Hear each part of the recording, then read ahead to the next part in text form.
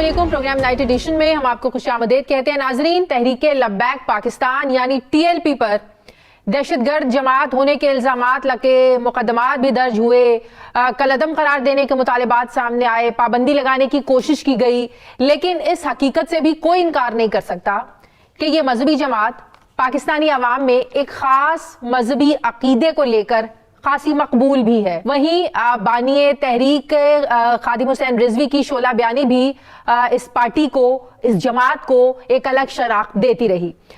बड़ी बड़ी हुकूमतों को हिला कर रख दिया, यहाँ तक कि इंटरनेशनल मीडिया में भी इन्हें हेडलाइंस में जगह दी गई, जबकि सोशल मीडिया पर उनकी जो दबंग तकारीर हैं ये आज भी सुनी जाती हैं। मजहबी पार्टी ने अपनी मकबूलियत को सियासत के मैदान में भी फिर आजमाया। 2018 के आम इंतखाबात में इस पार्टी ने 22,34,000 से ज्यादा वोट भी हासिल किए। फिर वोटों को लेकर ये मुल्क की छठी बड़ी जमात बनकर भी उभरी, लेकिन इतनी बड़ी तादाद में वोट हासिल करने के बावजूद पार्टी सिर्फ 2 सूबाई और एक मखसूस नशस्त ही हासिल कर सकी। 2020 में खादिम हुसैन रिजवी की वफात के बाद उनके साहबजादे 29 साला हाफिज साद रिजवी ने फिर पार्टी की कमान संभाली। आज हाफिज साद रिजवी को अपने पहले इंतखाबी चैलेंज का सामना है आइंदा 2024 के आम इंतखाबात की शक्ल में, जो 8 फरवरी को होने जा रहे हैं। इनकी पार्टी ने मुल्क भर में लगभग 1400 से ज्यादा उम्मीदवार खड़े किए हैं। ये हकीकत है कि पाकिस्तान में लोगों का मजहब की तरफ रुझान ज्यादा है।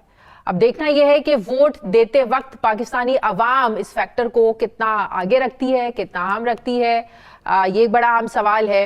और सबसे बड़ा अहम सवाल इस इलेक्शन में, जहां पार्टियां अपने अपने मंशूर दे रही हैं, तहरीक लब्बैक पाकिस्तान का इंतखाबी मंशूर क्या है? क्या हाफिज साद रिजवी अपनी मजहबी मकबूलियत को क्या सियासी मकबूलियत में ट्रांसलेट कर पाएंगे? क्या तहरीक लब्बैक की हुकूमत दुनिया में खुसूसन मगरिब के साथ तजारती और सफारती तौर पर डील कर सकती है? क्या स्ट्रैटेजी है इनके पास कि लोगों को वोट देने के लिए कायल कर सके? किस बुनियाद पर ये लोग इलेक्शन लड़ने जा रहे हैं? मैं बात करूंगी। मुझे अमीर तहरीक लब्बैक पाकिस्तान हाफिज साद रिजवी साहब ज्वाइन कर रहे हैं। अस्सलाम वालेकुम, बहुत बहुत शुक्रिया हाफिज साहब, आपने वक्त दिया।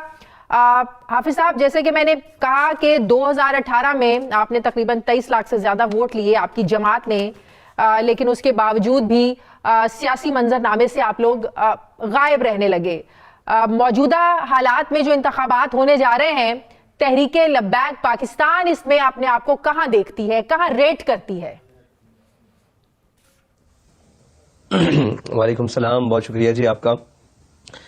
अल्हम्दुलिल्लाह, तहरीक लब्बैक पाकिस्तान एक नज़रियाती मजहबी सियासी जमात है और इसने 2018 के इलेक्शन में तमाम उन सियासी पंडितों को और जो है बाकी कौम के सौदागर, उन सबको हैरान कर दिया। इंशाअल्लाह इस दफ़ा जो 2023 का इलेक्शन है, जो कि 24 में हो रहा है, ये इस इलेक्शन में इंशाअल्लाह तहरीक लब्बैक पाकिस्तान उन तमाम को हैरान के साथ परेशान भी कर देगी।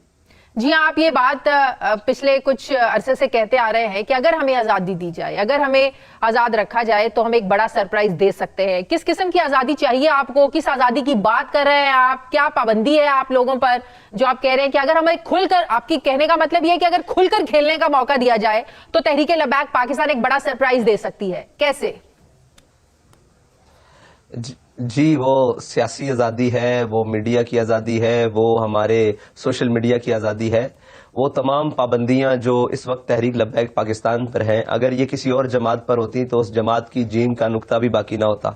तहरीक लब्बैक पाकिस्तान इतने सख्त और कठिन मराहिल से गुजरती हुई आज भी अपने मंजिल की जानिब रवां दवां है। और वो तमाम पाबंदियां, जो आज़ादियां, वो तमाम आज़ादियां जो बाकी तमाम सियासी जमातों को हैं, और इतने इतने बड़े जुर्म करने के बावजूद भी आज वो मीडिया की ज़ेब ज़ीनत हैं। आज वो सोशल मीडिया के ऊपर आज़ादाना अपना मौक़िफ़ रख रहे हैं। आज वो प्रिंट मीडिया की ज़ेब ज़ीनत है। प्रिंट मीडिया पर उनका जो है वो मौक़िफ़ वो छपता है। आज उनके लिए सारे बात करने के तैयार हैं। लेकिन जब तहरीक लब्बैक पाकिस्तान की बारी आती है तो इनके पास मजमे क्राउड भी इनके पास सबसे ज्यादा, और चार्ज क्राउड, फिर इनके पास तंजीमी स्ट्रक्चर, जमाती स्ट्रक्चर भी इनके पास सबसे मजबूत, फिर इनके पास सियासी मंशूर, मजहबी मंशूर, इनके मामलात वो तमाम मजबूत होने के बावजूद ये वो तमाम तबके जो पाकिस्तान के अंदर हैं उनकी नापसंदगी का शिकार और खुसूसन میڈیا اور خصوصاً ہمارے وہ تمام طبقات جو اس پاکستان کے اوپر جو اقلیتی کردار پہ ہیں، وہ تمام کی ناپسندگی کی وجہ سے تحریک لبیک پاکستان کو آج تک کبھی اس کا حق نہیں دیا گیا. سوشل میڈیا پر تو آج تک کسی کا زور چلا ہی نہیں ہے. آپ تحریک انصاف کی مثال لے لیں. تحریک انصاف کے سوشل میڈیا کو بڑا دبانے کی بھی کوشش کی گئی اور جماعتوں کے سوشل میڈیا کو بہت زیادہ دبانے کی کوشش کی گئی. اس میں کوئی شک نہیں ہے کہ تحریک انصاف کا سوشل میڈیا ہمیشہ سٹرانگ رہا ہے.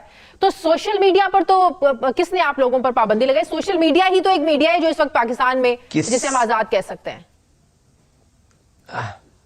وہ آزاد نہیں ہے جی، وہ آزاد اس حد تک ہے جہاں تک ان کے مقاصد کو قدغن نہیں پہنچتی. لیکن تحریک لبیک وہ واحد جماعت ہے جس کے سوشل میڈیا پر بھی پابندی ہے، اور یہ پابندیوں کا شاخسانہ جو خصوصاً نون لیگ کی حکومت میں ان کی وزیر آئی ٹی جو تھی وہ انوشا رحمان، اور اس کے بعد آنے والے صاحب فواد چودھری، ان کی مہربانیوں کا صدقہ ہے کہ ہماری تصویر بھی بین ہے، ہماری آواز بھی بین ہے. سوشل میڈیا کے تمام پلیٹ فارمز، وہ چاہے فیس بک ہو، ٹویٹر ہو، انسٹاگرام ہو، ٹک ٹاک ہو، کوئی بھی، اگر آپ اس پر یقین نہیں رکھتی تو یہ پروگرام کو اپنے فیس بک پیج کے اوپر لگائیں اور اس کے بعد 90 دن کا جو ایک پابندی ہے اس کا سامنا کریں، اور اس کے بعد اکاؤنٹ بینڈ ہونے کا جو انتظار. لیکن آپ دیکھیں نا، آج میں مین سٹریم میڈیا پر پاکستان کا ایک بڑا چینل جس پر آپ کا انٹرویو کر رہی ہوں، ظاہر ہے یہ پروگرام پھر بعد میں سوشل میڈیا پر بھی آن ایئر ہوتے ہیں. تو پابندی تو اسے نہیں کہہ سکتے حافظ صاحب. جی نہیں جی، پابندی ہے ہماری. آپ تصویر لگا کر دیکھیں، یہ تو کجا آپ تحریک لبیک کا نام لے کر دیکھیں، فیس بک کے اوپر لکھ کر دیکھیں قائد ملت اسلامیہ علامہ خادم حسین رضوی نور اللہ مرکزو، آپ ان کی تصویر لگا کر دیکھیں، آپ ہمارا جھنڈا لگا کر دیکھیں، آپ ہمارے کسی بھی ترانے کو یا کسی بھی سلوگن کو لکھ کر دیکھیں تو فیس بک آپ کو بین کر دے گا. میں تحریک لبیک پاکستان کے امیر کا انٹرویو کر رہی ہوں اور وہ چلے گا؟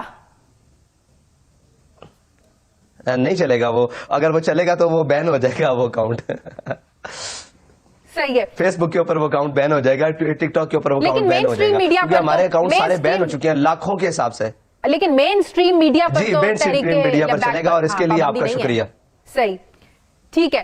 اس وقت آپ سمجھتے ہیں کہ جو سلوک اس وقت تحریک انصاف کے ساتھ ہو رہا ہے، آپ دیکھیں تحریک انصاف کے جو امیدواروں نے کاغذات نامزدگی جمع کروائے، وہ سارے جو جتنے بھی ان کے نامی گرامی لوگ ہیں، امیدوار ہیں، ڈاکٹر یاسمین راشد دیکھ لیں، حماد اظہر دیکھ لیں، خود عمران خان، سب کے کاغذات نامزدگی مسترد ہو رہے ہیں. کیا اس ماحول میں تحریک لبیک پاکستان سمجھتی ہے کہ صاف اور شفاف الیکشن ہونے جا رہے ہیں ملک میں؟ جی نہیں، بالکل بھی نہیں. ہم یہ سمجھتے ہیں کہ ہر پاکستانی کو یہ حق حاصل ہے کہ وہ آزاد حیثیت سے یا کسی پارٹی کے ساتھ منسلک ہو کر جو الیکشن کمیشن میں رجسٹرڈ ہے اس کے ساتھ وہ الیکشن لڑے. اور یہ تو الیکشن سے پہلے وہ لیونگ پلینگ فیلڈ ہو رہی ہے، اور اس کو ہم لیول پلینگ فیلڈ ہو رہی ہے، ہم اس کو نہیں جائز سمجھتے اور ان ساری چیزوں کو ناجائز سمجھتے ہیں. اور یہ الیکشن سے پہلے ہی سلیکشن کی جو وضاحتیں اور آثار ہیں وہ نظر آنے شروع ہو گئے اور پاکستان کی سیاست پر منڈلا رہے ہیں. آپ لوگوں کو کہیں جلسے کرنے سے روکا گیا، کہیں جلسے کی اجازت نہیں ملی؟ کہ آپ لوگوں کی کیمپین میں بھی جو تحریک انصاف کے لوگوں کے ساتھ ہو رہا ہے، آپ لوگوں کے ساتھ بھی ایسا ہو رہا ہے؟ بڑی دیر کی مہربان آتے ہم تو یہ گزار آئے ہیں. ہمارے ساتھ تو وہ کچھ ہوا جو ابھی تک تحریک انصاف کے ساتھ نہیں ہوا. ہمارے ساتھ تو وہ کچھ ہوا کہ ہمارے جھنڈے پر بھی بین لگا دیا گیا، ہماری پارٹی پر بھی بین لگا دیا گیا، ہمارے سلوگنز پر بھی بین لگا دیا گیا، ہمارے سارے قائدین کو اٹھا کر جیلوں میں بند کر دیا گیا. ہمارے ساتھ تو اس سے بہت برا سلوک کیا گیا جو کبھی میڈیا کی زیب و زینت نہیں بنا. لیکن ہم یہ بھی نہیں کہتے مکافات عمل ہے، ہم آج بھی ایسے تمام اعمال کی مذمت کرتے ہیں جو پاکستانی قوم کے اوپر مسلط کیے جائیں. لیکن آپ نہیں سمجھتے تحریک لبیک کے کارکنان جو پھر رویہ رکھتے تھے، جس طریقے سے روڈز کو بلاک کر دینا، اس جگہ پر جیمرز ہی لگ جاتے تھے، زندگی کے معمولات زندگی وہاں پر رک کر رہ جاتے تھے، کیا تحریک لبیک کے کارکنوں کا بالکل مہذب معاشروں میں احتجاج بھی ہوتے ہیں، مظاہرے بھی ہوتے ہیں، لیکن ایسے احتجاج اور مظاہرے جہاں پر لوگوں کی زندگیاں جو ہیں وہ بالکل معمولات ان کے رک کر رہ جائیں، آپ ان کے رستے روک دیں، ایمبولینسز کو بھی جانے کی اجازت نہ ہو، پتہ نہ ہو کہ صبح کوئی اسکول یونیورسٹی دفتر میں پہنچ سکے گا یا نہیں پہنچ سکے گا، کیا کارکنوں کا یہ رویہ آپ لوگوں کے درست رہا ہے ماضی میں؟ دیکھیں، یہ تمام قدغنیں جو ہم پر تھوپی جاتی تھی کہ یہ کرتے ہیں، ہم نے کی وہ ناموس رسالت کے لیے، ختم نبوت کے لیے، لیکن وہ سارے اعمال ان تمام سیاسی جماعتوں نے اپنے قائدین کے لیے اپنے مفادات کے لیے اپنے نظریے کے لیے کیے. تو کیا وہ درست تھا؟ اگر وہ درست نہیں تو ہم یہ کہتے ہیں کہ ہمارے اعمال اس لیے درست ہے، ہم نے وہ طریقہ اس لیے اپنایا کہ ہم احتجاج کے لیے 22 دن روڈوں کے گرد بیٹھے رہے، کسی نے آواز تک نہیں سنی جب تک روڈ بند نہیں ہوئے. لاسٹ ٹائم جب وزیر آباد میں یہاں سے لانگ مارچ وزیر آباد کی جانب چلا تو 13 دن تک لوگ لوگ روڈوں کے دونوں جانب بیٹھے رہے اور مہذب احتجاج کیا. لیکن آپ مجھے یہ بتائیں کہ پاکستان میں کوئی ایسی جگہ ہے جہاں مہذب طریقے سے یا مہذب احتجاج کو قبول کیا جاتا ہو؟ یہاں تو ہر اس طریقے کو قبول کیا جاتا ہے جو گلے کو پڑتا ہے. تو ہم ناموس رسالت کے لیے آخری حد تک گئے ہیں اور انشاءاللہ آئندہ بھی جانے کے لیے تیار ہیں. آپ لوگ خلافت کی بات کرتے ہیں, دین اسلام کی بات کرتے ہیں, تو خادم حسین رضوی کی وفات کے بعد ہم اسلام کی بات کرتے ہیں, اسلام کی بات کرتے ہیں, آپ خلافت کی بھی بات کرتے ہیں. آپ لوگوں سے جب سوال ہو کہ جی ہم اسلام کی بات پہلے کرتے ہیں. ٹھیک ہے, آپ لوگوں سے جب یہ سوال ہو کہ خادم حسین رضوی صاحب کی وفات کے بعد ان کا بیٹا ہی امیر کیوں بنا, تو اس پر آپ لوگ جواب دیتے ہیں کہ مجلس شورا کا فیصلہ تھا. یہی باقی پارٹیاں بھی کرتے ہیں. وہ ان میں جو ان کے انٹرا پارٹی انتخابات ہوتے ہیں وہاں تو مقابلے کروائے نہیں جاتے ہیں. تو بات یہ ہے کہ پھر آپ کی پارٹی میں اور دوسری پارٹیوں میں تو پھر کوئی فرق نہیں ہے, اور خادم حسین رضوی کا بیٹا ہی کیوں آگے آیا؟ دیکھیں یہ تو صاف ظاہر سی طے بات ہے کہ یہ ہماری مجلس شورا کا فیصلہ ہے, اور میں آج بھی یہ سر عام کہتا ہوں کہ اگر ہماری مجلس شورا کسی مقام پر بھی کوئی فیصلہ کرے کہ ہمارا امیر یا ہماری پارٹی کا چیئرمین وہ ہوگا, تو سعد رضوی بحیثیت کارکن کام کرنے کے لیے تیار تھا, اور مجھے فخر ہے کہ میں پہلے بھی کارکن تھا اور آئندہ بھی کارکن انشاءاللہ بن کے کام کروں گا. یہ تو لڑائی نہیں ہے, لڑائی یہ ہے, بات یہ ہے کہ علامہ خادم حسین رضوی نے جو نظریہ دیا وہ آگے چل رہا ہے یا نہیں. اگر نہیں چل رہا تو وہ پارٹی چیئرمین غلط ہے, وہ کوئی بھی ہو. اگر چل رہا ہے تو پھر مناسب طریقے سے کام کو آگے بڑھنا چاہیے. لیکن کیا یہ بات درست نہیں ہے کہ پارٹی کے اندر آپ لوگوں کی پارٹی کے اندر یہ تنقید ہوتی ہے؟ جب آپ کو بنایا گیا اس وقت بھی تنقید ہوئی اور آج بھی یہ تنقید ہے پارٹی کے اندر. دیکھیں پارٹی کے اندر تنقید جو ہے نا وہ ہر مسئلے میں اختلاف موجود ہے, دنیا کے ہر مسئلے میں. وہ تو ایک گھر میں بھی اختلاف چار بھائیوں کا مختلف طریقوں سے موجود ہے, لیکن یہ گنا جاتا ہے کہ ہم اکثریت اور صاحب الرائے کا فیصلہ کیا ہے, تو اکثریت اور صاحب الرائے کا فیصلے کو قبول کیا جاتا ہے. وہ آج تبدیل کریں, ہم آج قبول کرنے کے لیے تیار ہیں. صحیح. آنے والے ہماری پارٹی کے اندر ابھی تک تو ایسے مسائل نہیں ہیں. صحیح. کیا آنے والے انتخابات میں تحریک لبیک پاکستان کو کسی پارٹی کی طرف سے الائنس کرنے کی, اتحاد کرنے کی, سیٹ ایڈجسٹمنٹ کی آفر کی گئی؟ اگر کی گئی کس پارٹی کی طرف سے کی گئی, اور آپ کرنا چاہتے ہیں, تحریک لبیک پاکستان کرنا چاہتی ہے سیٹ ایڈجسٹمنٹ؟ دیکھیں ہمارے پاس بہت سارے سیاسی قائدین, سیاسی جماعتوں کے نمائندگان وہ تشریف لا رہے ہیں اور وہ ہمارے ساتھ بات چیت کر رہے ہیں, اور اس پر بات چیت بھی جاری ہے. لیکن ہم ہر اس سیاسی جماعت سے سیٹ ایڈجسٹمنٹ یا اتحاد کرنے کے لیے تیار ہیں جو ناموس رسالت, ختم نبوت اور دین اسلام کے اس نظریے پر آ جائے تو جو تحریک لبیک پاکستان آگے لے کر چل رہی ہے. ساری پارٹیوں کا ختم نبوت پر ایک ہی نظریہ ہے, ایک ہی سوچ ہے, تو پارٹیاں تو نون لیگ کے ساتھ آپ لوگ اگر وہ ہوتی تو 342 میں صرف 2 مخالف نہ ہوتے, پوری پارٹی پوری اسمبلی نے ان کے حق میں ووٹ دیا تھا, اور جب ماحول بدل گیا تو پھر سارے بدلتا ہے رنگ آسماں کیسے کیسے. نون لیگ کے دور میں آپ لوگوں کے ساتھ معاملات بڑے خراب ہوئے, جمالی صاحب تھے اور ایک دن جی, تو نون لیگ کے ساتھ اتحاد کی کوئی صورت ہو سکتی ہے؟ نون لیگ کے دور میں اور پی ٹی آئی کے دور میں بھی. پی ٹی آئی کے دور میں اگر ناموس رسالت پر وہی موقف تھا پوری تمام پارٹیوں کا, تو مجھے یہ بتائیے کہ 342 کے جناب منتخب اور جو باقی اوپر سے ریزرو میں اور باقی جو اقلیتیں وہ بھری ہوئی اسمبلی میں, اتنی بڑی اسمبلی میں کسی ایک نے بھی بل پیش کرنا بھی گوارا نہیں کیا فرانس کے سفیر کو ملک بدر کرنے کے لیے. تو آپ بتائیں ہمارا موقف تو ان کا موقف تو تبدیل ہے. اگر وہ ہوتا تو کم از کم تحریک لبیک کو اتنی قربانیاں تو پیش نہ کرنی پڑتی. اگر ان سب کا موقف وہی تھا ناموس رسالت والا, تو وہ سارے خود بخود قرارداد بغیر کسی اعتراض کے بلکہ پاس ہو کر باہر آ جاتی. تو اس کا مطلب ہے تحریک انصاف اور خاص کر نون لیگ کے ساتھ آپ لوگ اتحاد نہیں کریں گے؟ جی اگر وہ ہمارے ناموس رسالت کے نظریے پر آ جاتے ہیں تو ان سے بات چیت تو کریں گے.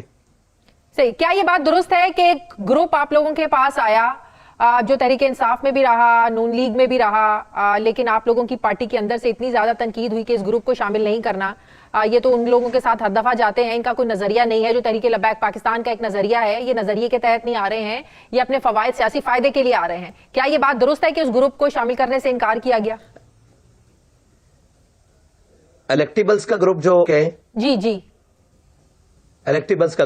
الیکٹیبلز کا گروپ, اور وہ جو ہر طرف سے نہاد ہو کے کبھی صبح جن کے ناشتہ کہیں اور ہوتا ہے اور شام کو اپنی پارٹی بدل کے کہیں اور ہوتا ہے, جنہیں ہمارے ہاں ایک خصوصی نام سے پکارا جاتا ہے. تو جی اس پر ہمارے اندر بہت ساری مشاورت ہوئی اور بہت سارا اختلاف بھی ہوا, لیکن الحمدللہ سارے پھر ایک نظریے پر آ گئے کہ آنے والوں کو کم از کم ان لوگوں کو نہیں لینا چاہیے جو معاشرے میں پٹ چکے ہیں, جن کا نظریہ ہی نہیں ہے, جن کا عمل بار بار یہ بتا رہا ہے کہ نہ وہ پاکستان کے ساتھ ہیں, نہ وہ عوام کے ساتھ ہیں, نہ وہ کسی نظریے پر ہیں, وہ صرف اپنے ذاتی مفاد اور اپنی خاندانی جاہو جلال اور روب و دبدبہ کے لیے ہیں. تو ان پر ہمارا ایسی کچھ بات ہوئی. تو پنجاب میں آپ سمجھتے ہیں کہ سیٹ ایڈجسٹمنٹ کر کے ہی تحریک لبیک پاکستان سیٹس نکال سکتی ہے؟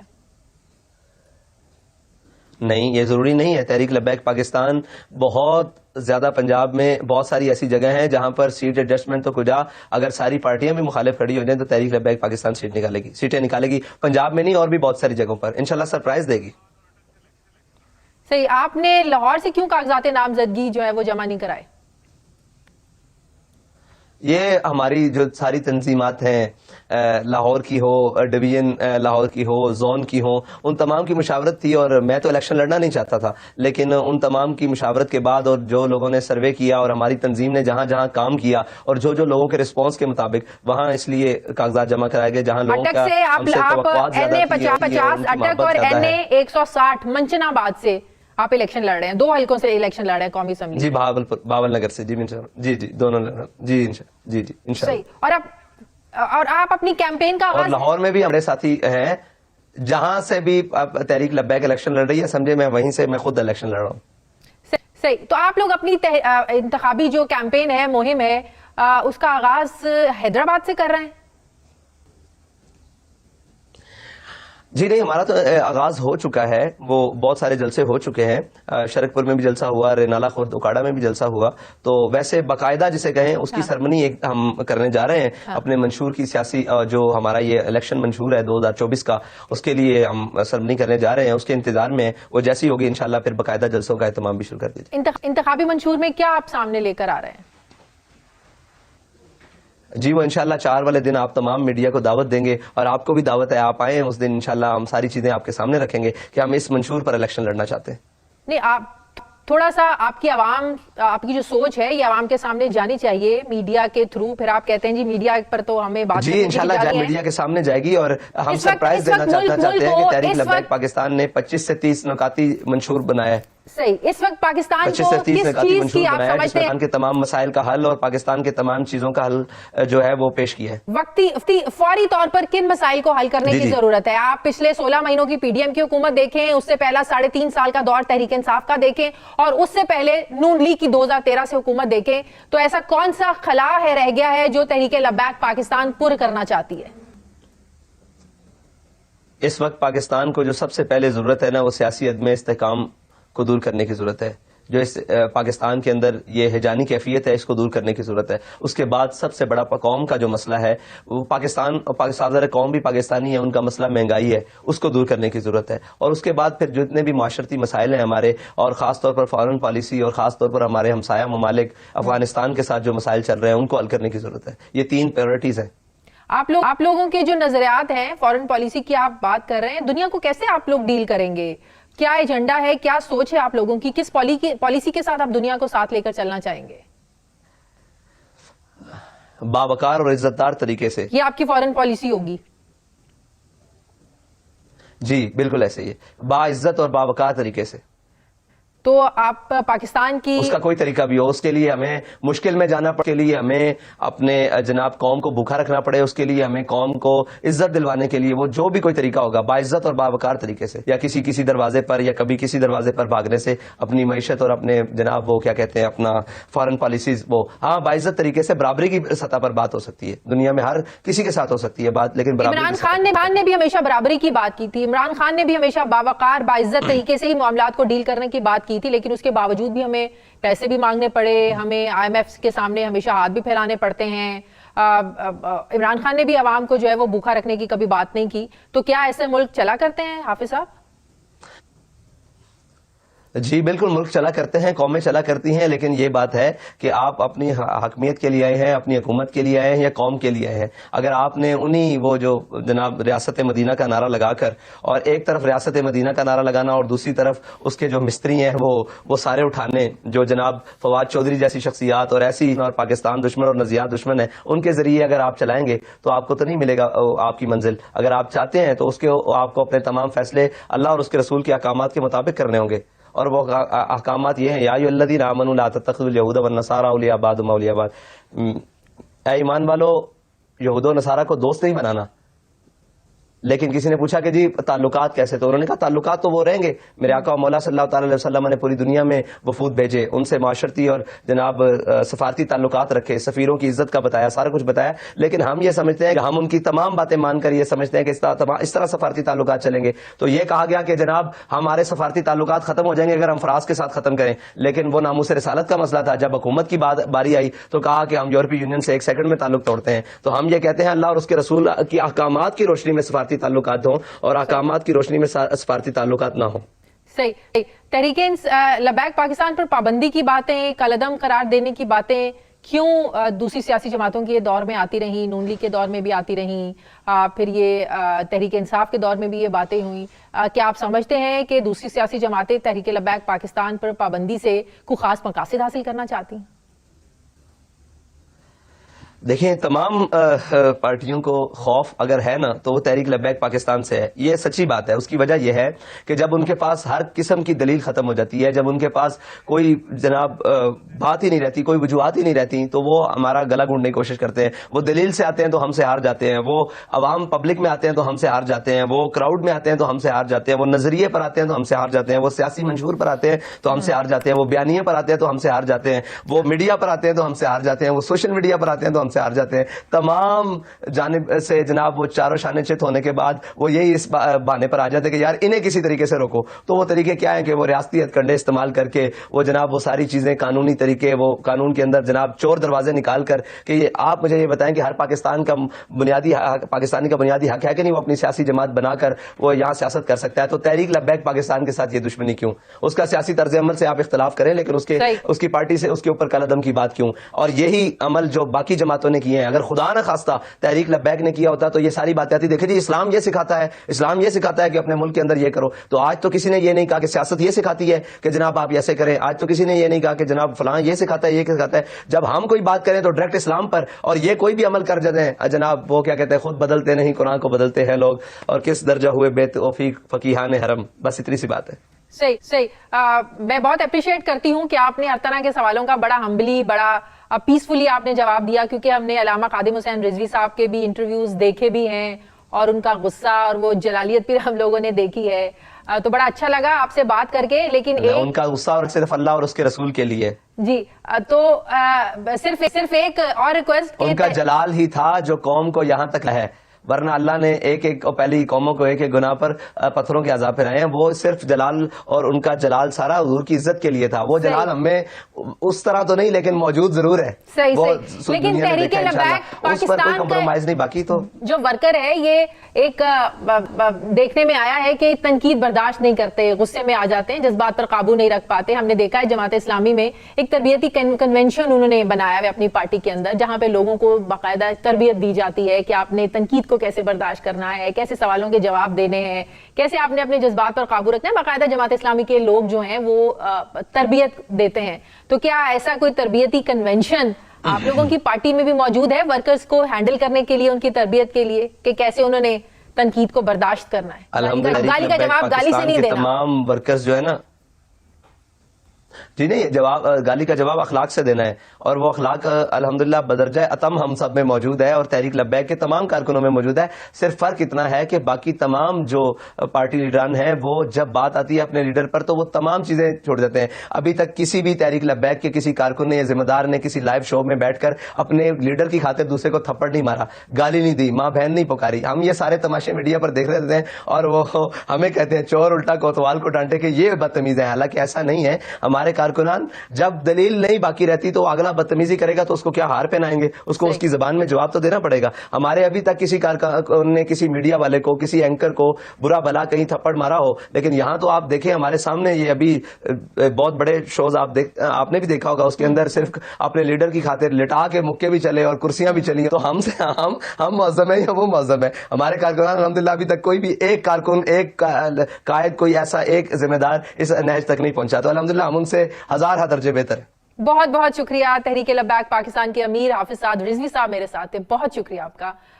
مجھے پروگرام میں ایک بریک لینی ہے ناظرین، واپس آتے ہیں ایک وقفے کے بعد.